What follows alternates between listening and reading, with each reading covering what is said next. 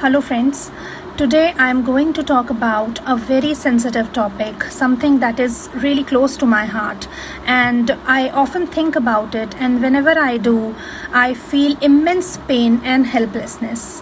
The topic is women soft targets in the crossfire of revenge. We often see when conflicts break out between communities or nations or even families, women end up suffering the most. They become soft targets in the name of revenge. Instead of facing their actual rivals, some men choose to hurt women through assault, through rape, or even forced marriages. And this is not new. This is been happening for centuries. Let's go back to Mahabharata when Draupadi was dragged in the royal court and humiliated in front of everyone. It wasn't just an attack on her dignity. It was meant to insult Pandavas, her husbands. Her pain was used to strike at the pride of other men. Fast forward to the partition of India and Pakistan in 1947, a brutal time when families were torn apart and over 75,000 women were raped, kidnapped, and forced into marriages. Hindu, Muslim, and Sikh women were all targeted, not because who they were, but because they belonged to the other side. Even in the world wars, women were used as tools of wars. In World War II, we see thousands of women were taken as comfort women by the Japanese army, forced into sexual slavery. Their bodies were treated as spoils of war. And it is not just about history. Even today, the same things are happening. We have seen during the Kuki-Methi clashes in Manipur, horrifying videos showed women being stripped and paraded naked.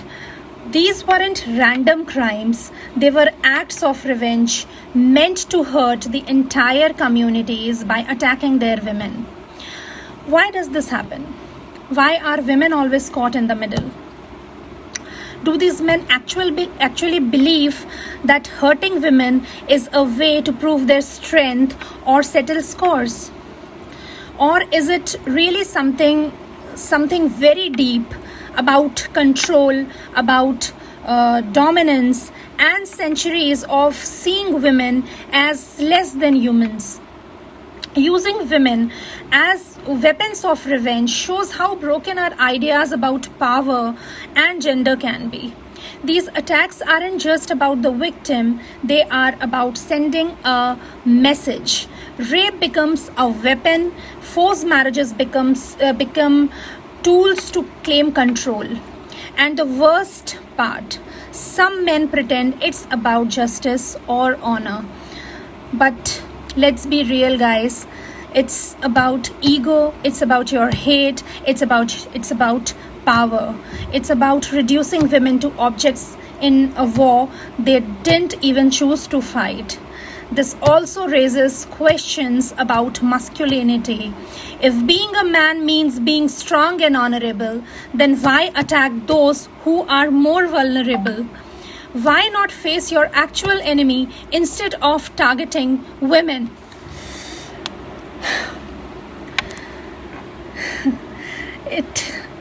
It also shows how society keeps failing women over and over again. Deep-rooted patriarchy, weak justice systems, and silence allow these crimes to keep happening. Women's bodies they are not battlefields. The pain should not be used to prove a point. So what can we do?